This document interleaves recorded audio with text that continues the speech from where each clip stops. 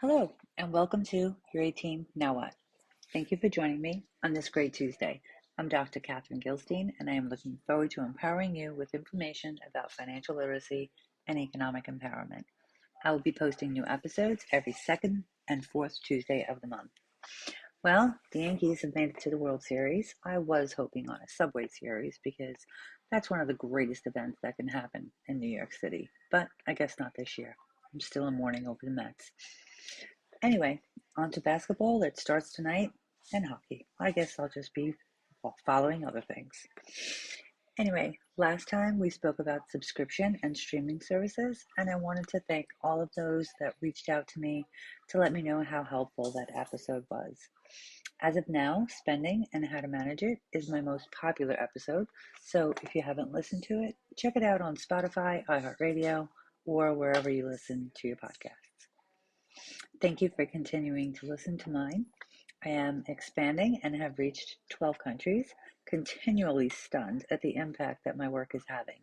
I am constantly pushing forward and will keep you updated on future interviews, which I am in the process of getting scheduled for next month, so that's really exciting. Author panels and any book signings that I have. So speaking of book signings, I would like to thank Chestnut Hill College for featuring me in their news and publications section. So I cannot believe that I have begun my 8th year at Chestnut Hill. It has been such an incredible experience teaching and learning from all of the students that I have had over these years. I am happy to announce that if you missed my book signing at Chestnut Hill, there will be another opportunity taking place at Booked. It's an independent bookstore at 8511 Germantown Avenue, so it's just down the road from the college. I will be there on Friday, November 15th from 2 to 4 p.m. So I look forward to seeing you there and supporting local businesses. I will continue to keep you updated on any upcoming events, and I will post on my socials as the event gets closer. So we are in October and it is in full swing and almost Halloween. So now is a great time to really think about your medical insurance because for most companies, open enrollment starts to take place now for the upcoming year. So it's time to think about if your medical needs and your expenses are in alignment with what you have done for the previous year. So do you have currently an HMO plan or a PPO plan? You want to review it to be sure that it's still the right plan for you and or your family. So the pros of having an HMO are there are cost savings. They really emphasize preventative care and coordinated care. The cons for an HMO are a limited choice of providers, the need to get referrals in order to see a specialist, and limited or no out-of-network coverage. So if you go out-of-network, you are not covered and you have to pay out of pocket. For a PPO, the pros are flexibility for provider choice, out-of-network coverage, and direct specialist access without needing a referral. But for a PPO, the cons are or can be higher cost and network limitations in order to receive the maximum benefits. So when looking at your plan, looking at an HMO, looking at a PPO, and choosing a plan, think about the doctor appointments that you go on, think about all the medications you take. So what are you spending throughout the year? What kind of coverage did you use last year? So look at this past year of 2024 for the last 10 months. What have you spent for prescriptions, for medications, for doctors, for co-pays, things like that. I also want you to look at not just the premiums, but also look at how much the deductibles are, how much the co-pays are, how much the co-insurance amounts are. Those can also take into consideration when you're thinking about coverage for yourself and your family. Another thing about health insurance is, do you have an HSA, health savings account, or an FSA, flexible spending account with your company?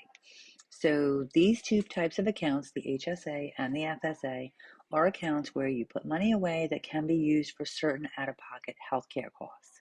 So prescription medicine, Band-Aids, cough medicine, things like that. So Some companies give you money towards an FSA account. So it is important to note that any unused funds may disappear if your employer does not roll them over. And then an HSA works similar to the FSA, but differ because they are employee owned. So you may be able to carry over the funds to the next year. If there is a rollover allowed, the maximum amount is $640 for this year. There are contribution limits for both the HSA and the FSA. So for 2024, the limit for an HSA account is $4,150 for individuals and $8,300 for families. For an FSA account, the limit is $3,200 per year. But if both spouses have an FSA account, they can each contribute up to that $3,200 limit. So it is important to note that if you do exceed the limits, there can be tax implications. So research these for your benefits, see what will work best for you and your family, speak to your accountant, and look to see if there's any money left. Because if there is money left in these accounts, they need to be used before the end of the year. Your time is running out. Make those appointments now. Don't leave any money on the table. Remember, it's not a one size fits all for savings or for spending. So reach out if you want to have a conversation on how I can help you get your fourth quarter set up and dive into the new year. My book provides resources and answers to many questions. So no matter where you are in your career, you deserve representation.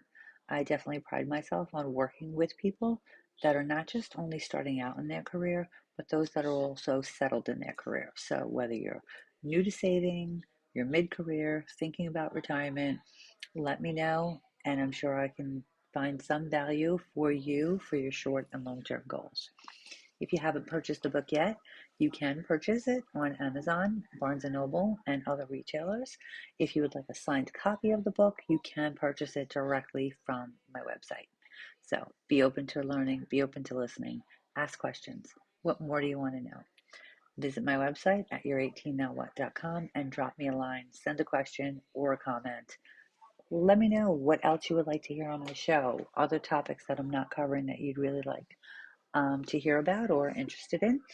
Any questions received will be responded to by either email or addressed on the next podcast. Remember, be invaluable for what you share, not what you know. See you next time on Your 18 Now What. Be sure to visit my website where you can always find the latest podcast episode to listen to, follow, and share. Thanks for joining me. I appreciate you.